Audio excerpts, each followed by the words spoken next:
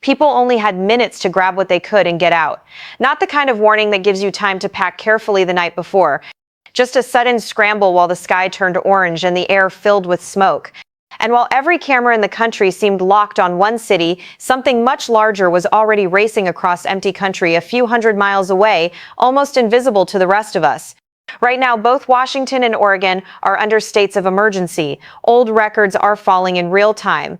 And the most unsettling fire of the bunch just did something on Saturday that a lot of people still think is impossible. It jumped a lake more than a mile wide. If you want the full picture instead of the loudest clips, stay with me all the way through. This story is still moving hour by hour. Most of you probably landed here because of Spokane. 3 fires there, Old Trails, Meadowview, and Fairview, are being handled as one event now. Overnight, the Fairview fire stopped its forward run. That is real progress for the crews, but it does not mean the danger is gone. The fire is no longer racing into new ground, yet it is still very much alive. Old Trails grew a little, sitting near 3,700 acres. Meadowview is right behind it at roughly 3,300. Combined containment is still 0%. That number confuses people. 0 does not mean firefighters are doing nothing. It means they have not yet finished a control line they trust will hold if the wind shifts.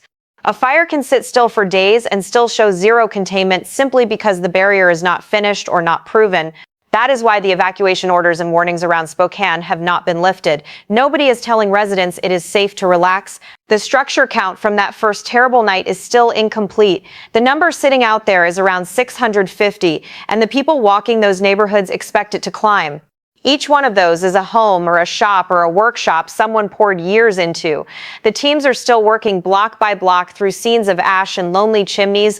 650 is the floor, not the finished total. Now leave the cameras behind for a moment. There is a fire that should be dominating the conversation and is not. It is the Slahekin Fire, started by lightning on July 26th in the Loomis State Forest north of Tonasket, not far from the Canadian border. On the last day of July, it was already 30,000 acres. Strong winds pushed it north and it exploded. Latest reports put it near 74,000 acres.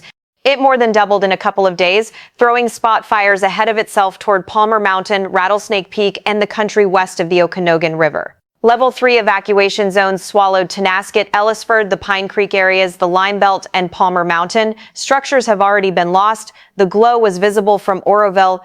Power went out from Tonasket all the way to the border, leaving people in the dark while trying to decide whether to stay or go. Containment is still 0 after more than 10 days of constant work. Evacuation levels keep flipping from 3 to 2 and back again as the fire shifts. Imagine watching the alerts on your phone change like that, never sure if tonight is the night you have to run.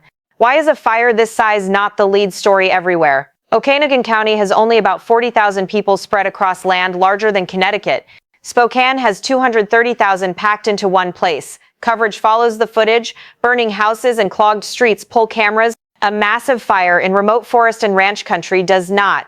Yet the families in those level 3 zones are just as displaced and just as frightened. They have lost homes and animals and the feeling of safety. They simply did it without the news crews rolling. Crystal water, mountains dropping straight down into it, one of the most beautiful places in the state. The Little Giant Fire is burning on the same side of the lake that burned last year. It started from a lightning strike on July 15th. For a while it stayed remote, north of the lake near the Antietam River and the edge of the Glacier Peak Wilderness.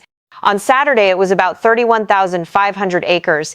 It has since climbed past 38,000 and remains 0% contained. More than 1,800 structures are threatened, none destroyed yet, 1 injury reported. But acreage is not the real story here. On Saturday, the wind drove the fire to the shore and then it threw embers clear across the water. Spot fires totaling more than 30 acres lit on the far side.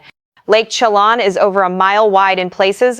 Picture the wind picking up glowing embers and hurling them more than a mile over open water so they land and start new fires long before any flame front could ever cross. Water stops a wall of fire. It does not stop wind-borne embers. That is the quiet loophole most of us never think about until it happens. The same thing has been unfolding near Vernon in Canada. We grow up believing water means safety. This fire found a way around that belief. The leap triggered a new wave of orders on Sunday. Level 3 for South Lakeshore Road from Pyramid Creek to 25 Mile Creek. Level 2 from Fields Point to 25 Mile Creek State Park, including Shady Pass and Robinson Lane.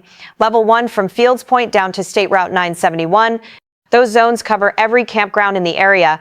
It is the first week of August, peak season on one of the busiest lakes in Washington. Families who came for swimming and boating are packing up under smoke pouring over the ridges, while structures in Manson sit under direct threat. There are other large fires in Washington that barely get mentioned. The one in Ferry and Stevens counties near Enchilium is around 50,000 acres with 17% containment. Another in the Passaic Wilderness north of the Methau Valley sits near 14,000 acres with zero containment. Braden Hills southwest of Colville is about 4,300 acres and 7% contained. Air quality alerts are up for Chelan, Douglas, Ferry, Okanogan, and Stevens counties. The smoke itself is hazardous across entire regions. The governor's emergency declaration and burn ban remain in place. Together, these fires are already shaping a record season for the state. Oregon is worse, measurably worse, and somehow even quieter on the national radar. Roughly 60 large fires have burned about 2 million acres. That is roughly a quarter the size of Vancouver Island gone in one state, and it is only the first week of August. Oregon's previous record was 1.93 million acres set in 2024. This year has already blown past it. 2026 is the largest wildfire season in the state's recorded history, and there are still weeks of dangerous weather ahead. The biggest is the Roe Creek complex southwest of Fossil in Wheeler County, only a mile from the John Day fossil beds. It has reached around 320,000 acres and is 53 to 60% contained. It is not one fire. Nearly a dozen separate blazes grew until they merged into one. The Hay Creek complex in Gilliam County is well over 200,000 acres and almost fully contained now. The Bench Fire near Warm Springs is about 66,000 acres and 52% contained, threatening the reservation. Another in Deschutes and Jefferson counties sits near 28,000 acres with 85% containment. The Henry Fire is around 30,000 acres and 70 to 75% contained. Almost all of them started from the same mid-July lightning storm between the 15th and the 18th. One system threw thousands of strikes onto land already bone dry. 3 weeks later, crews are still fighting the results. No arson, no power line, no forgotten campfire, just dry storms meeting a landscape ready to burn. What matters most over the next 48 hours is wind. Activity has eased a little, giving crews a window, but gusty winds remain the biggest threat.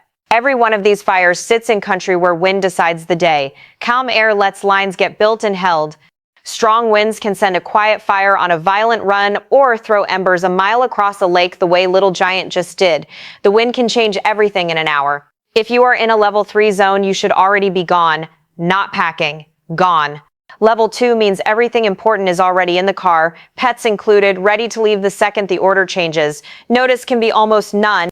If you are camping anywhere near these fires this first week of August, keep official alerts open at all times. A calm, sunny afternoon can turn into leave now with shocking speed.